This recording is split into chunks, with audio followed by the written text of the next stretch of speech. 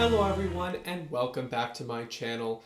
Today we are kicking off Phase 5 of the Marvel Cinematic Universe with their 31st feature film, that being Ant-Man and the Wasp: Quantumania. This film is directed by Peyton Reed and written by Jeff Loveness and stars Paul Rudd, Evangeline Lilly, Michelle Pfeiffer, Michael Douglas, Katherine Newton, and making his real first major appearance as the new big bad for the MCU, Jonathan Majors as Kang the Conqueror. When Scott Lang, our forever charming Ant-Man, and his extended family are sucked back into the quantum realm, they explore the mysteries of this small world while starting to learn about this new threat that's on the rise from Kang the Conqueror. I think it's fitting that this film starts with a beacon being sent down to the quantum realm, because this in many ways is a call for help, because this film really just shows how lifeless the MCU has gotten to this point.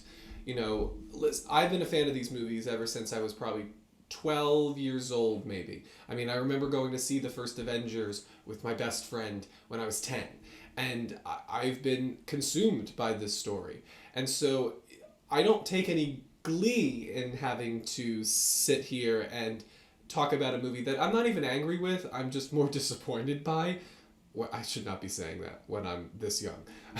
This is an exhibition into the tired of Marvel's arsenal. Everything here feels overdone. I want you to look back at some of the more recent Marvel films, and I want you to see if you're starting to see a trend here where there seems to be no consequences. Now, you could argue, well, that's how Marvel always was, and it was only in select films where you actually got earned consequence. But I disagree. I think the problem that we're starting to see is that in a post-Endgame world, Marvel has played their hands, they've shown you their cards, and they've admitted what their climax could be. And now every film following that feels like it has a responsibility to match that gravitas.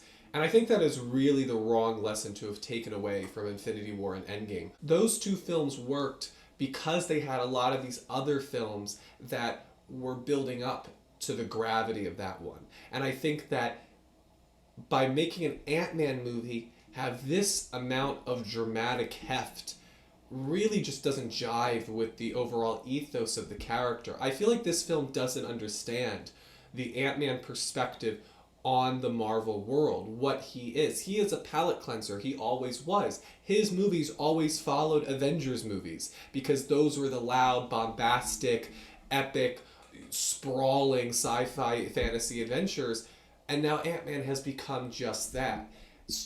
It's just like this picture of Dorian Gray situation where the thing he was introduced to combat, he has now become. These stories are no longer motivated by the characters. Instead, they're imprisoned in narratives that do not fit with them. I mean, just put simply, the whole appeal of Ant-Man and his powers is that he grows small and he grows big. But if you're in a world where you can't discern that because everything is weird and there's no real sense of scale, then what's the point of his powers? I think going into the quantum realm for the entire movie, it could sound appealing. I think the filmmakers kind of overestimated how much we enjoyed the quantum realm in the previous two Ant-Man films. The reason why those worked is because we were there for 5 minutes and it was a colorful escape from the grays and the industrial settings of the first two movies. This movie could have so easily been called Guardians of the Galaxy Quantumania, or Doctor Strange Quantumania, or Avengers Quantumania. There wasn't really a lot here, despite the fact that they've said the word quantum like 25 times in the previous two movies, to make you think that this should be an Ant-Man story worth telling.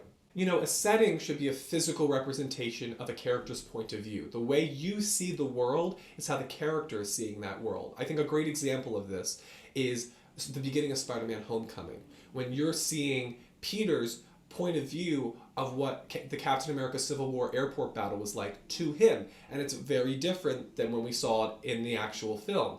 That's how settings should work in a movie. In Quantumania, it really doesn't feel that this setting is influenced visually how Scott or Cassie or Hope or anybody sees this world. There are cursory moments of creativity, but there was also such a randomness to all of it that you really didn't get the sense that this worked as a real world. I never believed the quantum realm was a real world, which really hurts this movie because it requires you to believe in this world and wanting to save that world from Kang, our villain. That never happened here. And I really think using the volume for the VFX, which was the technology pioneered by The Mandalorian, really hurt this film because Peyton Reed really didn't know how to direct the volume, because he would put his actors in one location and they would just stand still and there just was no movement. You know, when Martin Scorsese described MCU and Marvel movies as theme parks, I know a lot of us, including myself, you know, were up in arms about that because we were on the ride. We enjoyed it. It was right after Endgame. Now it feels like I'm watching people on a theme park ride. I'm not on the ride. I'm watching them on the ride. I'm watching Paul Rudd and Evangeline Lilly on a roller coaster, and I'm just forced to watch them on the line. That's what it feels like now. There's this detached experience because Marvel's taking for granted the fan base that they've built. They're taking for granted that you already like these characters, and thus they're not giving you renewed reason to care for them in this installment. You know, it's interesting because Kevin Feige recently has been putting his name on the movies with the moniker a Kevin Feige production. You'll see that in the credits. It's interesting because now we're getting to a point where he's the auteur. He is the name that has to be satisfied at the end. It's not about the directors, it's not about the writers, it's about the production itself. If I could distill what made the Infinity Saga work, the Infinity Saga was so clear. There were the Avengers, and there were 6 Infinity Stones, and every movie had some connection to either the Avengers or the 6 Infinity Stones. I think James Gunn in particular, he is owed a lot of respect because when he did Guardians of the Galaxy, he made sure it was believable that that world existed in the same one as Iron Man. And it felt consistent. You sensed that this was part of a grand plan so that when they all converged in Infinity War, it made sense. Now, it's not a terrible movie. I think the cast is very charming, and I really get the sense that this is a family unit, which I appreciated. I think the women steal the movie. I think Evangeline Lilly and Michelle Pfeiffer are just so competent and active. You always believe that they're true heroes, that they're going to save you, that they're going to save their family. They really sell their action sequences and their emotional beats. There was one cool sequence with infinite possibilities that I won't spoil, but it was pretty cool. There was a visual excitement to that because it just was very different. It was a differently conceived sequence than we'd seen in the movie thus far, and I liked it. It was fun.